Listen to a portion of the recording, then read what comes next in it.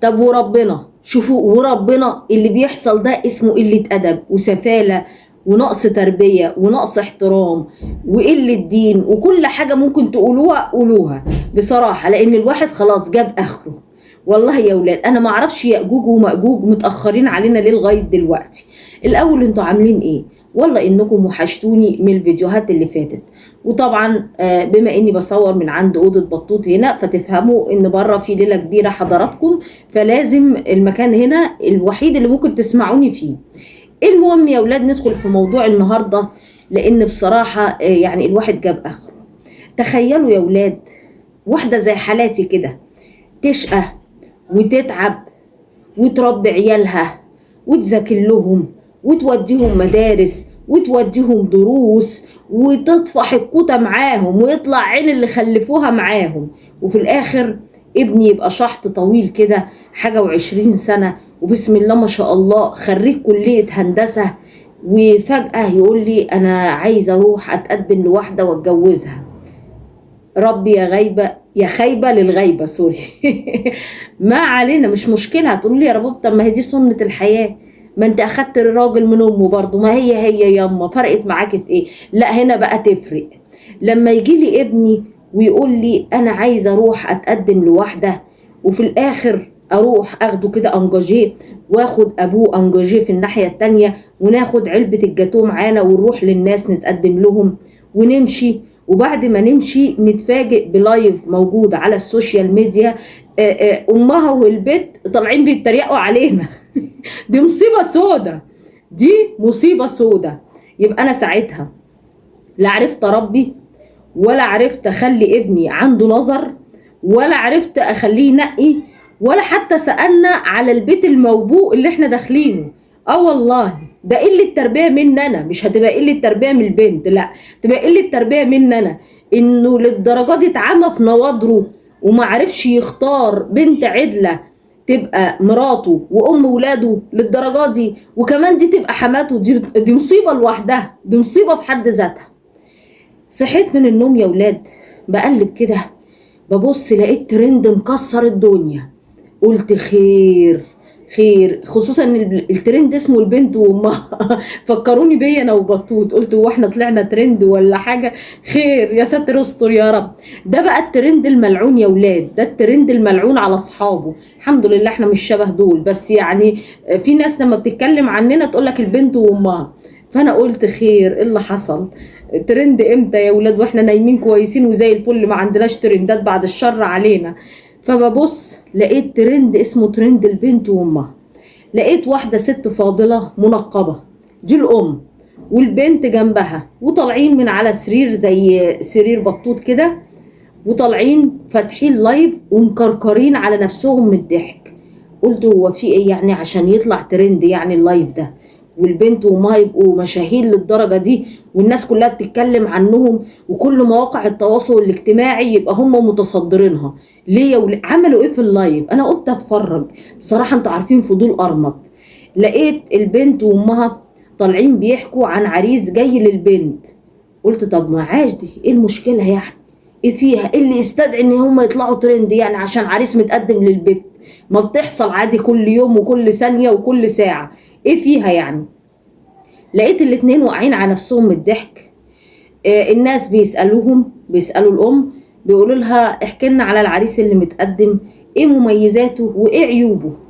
قالت مميزاته يا جماعة ان الولد خريج هندسة قسم ميكانيكا، عامل زي جوز هاجر اختي. فقلت ده حلو قوي. وباباه محاسب وعنده فلوس عامل بيها مشروع صغير ليه الولد. فقلت ده زي الفل، ما فيش مشكلة لغاية هنا. طب ايه العيوب؟ العيوب ان هو ما عندوش لا شقة ولا عربية، وابوه عنده عربية 127 وفاتحها قهوة، فاتح العربية قهوة. يعني ايه قهوة يا جماعة للناس اللي هم اخواتنا العرب اللي مش فاهمين؟ بيبقى في عربيات كده واقفة في الطريق او على الكورنيش او الكلام ده، فاتحين شنطة العربية وحاطين فيها كاتل وحاطين حاجات قهوة ونسكافيه ومش عارفة ايه، اللي رايح واللي جاي بيطلب منهم بيعملوا له، بيصبوا في الكوبايات وبيدوه لهم. ففيما معناه مشروع يعني. بس مشروع جوه العربية، بدل ما يجيب مثلا يعني حاجة يعملها فاترينا او حاجة، لا في العربية نفسها يخلص يقفل الشنطة وياخد العربية ويمشي. تمام. فالام بتحكي بتقول ابوه عنده عربية 127 وفتحها قهوة من ورا وبتضحك، والبنت جنبها مكركرة على نفسها من الضحك. دي عيوب العريس، لا عنده شقة ولا عنده عربية، وابوه عنده عربية 127 وفاتحها قهوة. بعد ما عملوا اللايف ده الناس دي بقت ترند في ساعات قليلة جدا، مصر كلها بتتكلم عنهم، ما بين مؤيد ليهم في كلامهم وما بين معارض. طيب المؤيد في كلامه على اساس ايه؟ بيقول ما هو فعلا يا جماعة ازاي عريس يتقدم من غير ما يكون عنده شقة؟ هيقعدها فين؟ في شنطة العربية بتاعت ابوه؟ ده الناس المؤيدة ليهم قالوا ان الناس دي عندهم حق انهم يرفضوا العريس. ناس تانية المعارضة قالوا لك لا، مش من حقهم، هم حتى لو عايزين يرفضوه ما يطلعوش على لايف على العام ويرفضوه ويجرحوا فيه ويتريقوا عليه بالمنظر ده، والولد لسه خريج جديد ومسيره هيكون نفسه وممكن يتجوزوا دلوقتي في شقة إيجار، وبعدين هتبقى في فترة خطوبة، ممكن الولد ربنا يكرمه من المشروع بتاعه، ممكن يجيب شقة عادي ومش لازم يكون يعني متقدم بالعربية، ممكن يبتدوا من الصفر. الكلام ده ما بين مؤيد وما بين معارض. وفي ناس بقى واقفة في النص يقولوا ايه؟ ماذا بينك وبين الله للشاب ده، عشان الناس دي تفتح عليك لايف يتريقوا عليك، مصر كلها تاخد بطارك. ليه؟ لان الولد اكيد لو شاف اللايف ده فثقته بنفسه هتتهز، واحتمال يبقى مريض نفسي، واحتمال يلغي فكرة الجواز من حياته لما اتعرض ليه. طيب رأيي انا الشخصي بقى رأيي ارمط. انا عن نفسي في حاجات موافقة عليها وحاجات معترضة عليها. طبعا لو انتوا عايزين ترفضوا العريس فده حقكم، من حق اي حد يتقدم لاي حد، ومن حق الناس التانية انها تقبل او ترفض، ده العرف السائد عادي جدا. ألف به الجواز هو دخل، يكون دخل كويس يقدر يعيش البنت ويكون فيه حيطان تسترهم، ده الطبيعي وده العادي. لكن انت رايح تتقدم من غير شقة، يعني هتقعدها فين؟ ما الناس برضو من حقها ان هي تضمن مستقبل بنتهم، حتى لو شقة ايجار، ده لو انت هتقدر تدفع الايجار تمام وهتقدر توفي الايجار مع العيشة. العيشة دلوقتي ما هياش رخيصة، لا العيشة غالية، مش هنكذب على بعض، لا العيشة غالية، فلازم تكون ضامن ليها الاستقرار، خصوصا ان هيبقى فيه اولاد بعد كده. في النقطة دي هم عندهم حق. لكن مش لازم طبعا عربية، يعني ما فيش حد بيتجوز بادئ بعربية والكلام ده كله، لا طبعا الناس بتبتدي واحدة واحدة وبعد كده بيكونوا نفسهم. لكن مش من حقكم ان انتوا تطلعوا في لايف على العام قصاد الناس كلها تهزقوا الولد بالمنظر ده وتتريقوا عليه وتتريقوا على ابوه، خصوصا ان ابوه محاسب محترم. مش من حقكم ان انتوا تهزقوهم بالمنظر ده، مش من حقكم ان انتوا تسخروا منهم كده، مش من حقكم ان انتم تفرجوا العالم كله على عريس جاي لبنتكم. الناس اتهبلت يا جماعة، الناس اتهبلت اقسم بالله. يعني زمان لما كان بيبقى في عريس جاي متقدم للبنت كده كانت العيلة كلها بتتشاور مع بعض، يعني ولو الام كلمت اختها ولا حاجة عشان تحكي لها على العريس ممكن الاب يتنشن يقول لها ايه ده وانت في ايه بتحكي لاخواتك كمان؟ مش لما نتخذ قرار كده ونشوف هنعمل ايه مش يمكن ما نوافقش عليه بتشهري بالبنت مش عارف ايه؟ ده اللي احنا اتربينا عليه. دلوقتي بسم الله ما شاء الله طالعين على السوشيال ميديا وبيحكوا الموضوع وبيتريقوا على الولد وبيتريقوا على اهله واخدينها يعني مسخره، واقعين على نفسهم من الضحك. ويا ريت البنت يعني على قدر عالي من الجمال نقول يعني مستقليه بيه مثلا، يعني مش من مستواها المادي، خصوصا ان المكان اللي ظهروا فيه متواضع جدا، ما هماش ساكنين في فيلا يعني ولا عالم اللي هم كريمه المجتمع، دي ناس عاديه جدا. طيب انتوا مستقلين بيه ليه يعني؟ يعني هو مش متكافئ معاكم في ايه؟ هي بس حته الشقه، لكن البنت لا هي يعني جميله الجميلات ولا انتوا مستواكم يعني فوق السحاب ولا اي حاجه خالص. خصوصا ان اللي استفز الواحد ان الام منقبة، يعني المفروض عارفة تعليم دينها كويس جدا وعلى قدر عالي من التدين.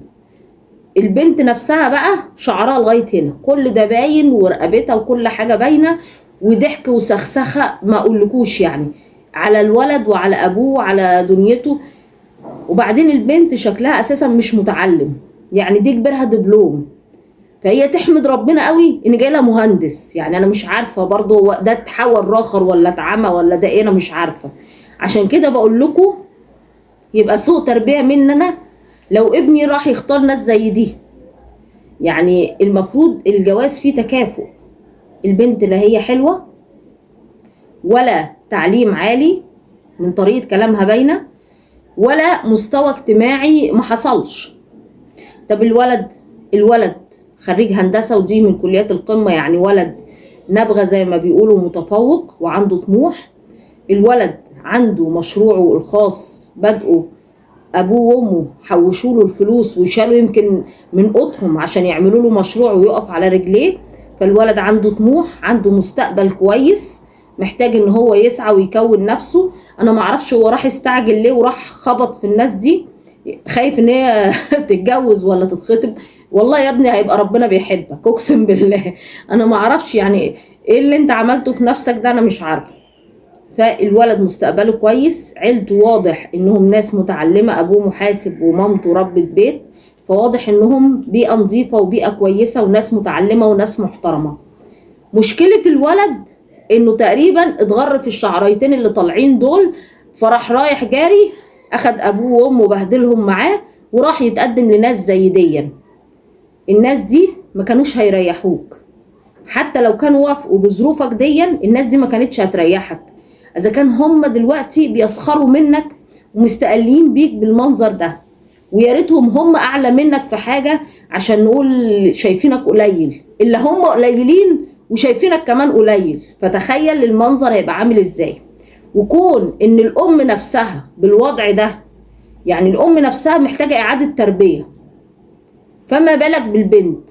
البنت دي اللي هتبقى مراتك، هتبقى شايله اسمك، هتبقى ام اولادك، هتعلم اولادك ايه، هتربيهم على ايه، الجده هتديهم ايه، نفس البيئه كلها مش ملائمه ليك. انت واحد خريج هندسه، تاخد واحده زيك او خريجه كليه برضو تكون بنت ناس، لكن طالعين بتتريقوا عليه وبتتريقوا على ابوه لمجرد ان الناس محترمه جم يخبطوا على الباب وجم يتقدموا لكم. كان من حقكم ترفضوا بمنتهى البساطه، لكن ما كانش من حقكم اللي انتوا عملتوه في الولد. في ناس بيقولوا يا ريت محامي يطلع يعلمهم الادب ويلبهم بلاغ عشان يلموا نفسيهم. من الناحيه القانونيه هم ما ارتكبوش جرم قانوني يا جماعه، هم لا ذكروا اسم الولد ثلاثي ولا رباعي ولا حتى صورته ولا في اي قضيه تشهير تيجي عليهم، ده من الناحيه القانونيه. طب حق المجتمع والكلام ده، هم ما قالوش الفاظ خارجه. في ناس ممكن تاخد الضحك والهزار والسخسخه ده على انه يعني بيدوا ايحاء تاني ان الولد مثلا يعني غير قادر على الزواج جسمانيا او حاجه، ولكن قانونا القانون ما بياخدش بالنوايا. اوكي، فموضوع ان محامي يطلع يلبهم بلاغ دي مستبعده، مع ما ارتكبوش جرم، دي ناس طالعه بتضحك في لايف، فما ارتكبوش جرم قانوني للموضوع ده. عشان الناس بس اللي هم واخدين الموضوع على صدرهم وعايزينهم يتلبوا بلاغ ويتسجنوا ومش عارف ايه والكلام ده كله، هم ارتكبوا جرم في حق بنتهم. هم هاتولي عريس في مصر ممكن يتقدم للبنت دي بعد الفضيحة اللي حصلت دي، هاتولي عريس في مصر ممكن يتقدم لها، او بلاش عريس في مصر، هاتولي عريس من عيلة محترمة هيرضى ان هو يتقدم لها بعد اللي هو شافه وبعد التريقة وقلة الادب دي. ما اعتقدش ان في حد هيتقدم لها، يعني وقفوا سوق البنت من الاخر كده. هم طالعين بعد ما الموضوع بقى ترند والدنيا كلها قايمة بيدافعوا عن نفسهم، بيقول لك احنا ما عملناش حاجة غلط، الناس ليه جايبة في سيرتنا بالوحش وليه بيهاجمونا بالمنظر ده واحنا عملنا ايه؟ احنا كنا قاعدين بنضحك، كنا قاعدين بنهزر، كنا قاعدين مش عارف ايه. لا لا، ما عملتوش اي حاجة خالص. ده انتوا بهدلتوا الواد، ده انتوا بهدلتوا ابوه، ده انتوا بهدلتوا يعني فكرة الجواز نفسها بهدلتوها. ما عملتوش اي حاجة غلط. ربنا يعافينا يا جماعة من اللي احنا بقينا بنشوفه. بس فعلا الموضوع ده كان مستفز جدا، خصوصا لو رحتوا شفتوا الفيديو. هو الفيديو ثواني، يعني موضوع الضحك والهزار ده كان ثواني او تقريبا دقيقة، ما تعداش الدقيقة، ولكن استفز مصر كلها، خصوصا ان ظروف الشباب كلها دلوقتي بقت كده. مفيش شاب دلوقتي قادر ان هو يتجوز وهو في العشرينات. مفيش شاب دلوقتي في العشرينات عنده شقته مجهزها، مخلص حاجته، مستعد انه يفتح بيت ويبقى مسؤول عن اسرة والكلام ده كله. مفيش حرفيا. لازم يكون كسر التلاتينات ومعدي، ويكونوا اهله كمان مساعدينه. ورسولنا الكريم قال فيما معناه: من يستطع منكم الباءة فليتزوج. فبلاش تصعبوها على الناس، وبلاش تصعبوها على الشباب، خصوصا ربنا يعلم بحالهم كلهم. سهلوها وسهلوا الحلال عشان الحرام ما يكترش في مجتمعنا اكتر من كده. ده رأيي انا.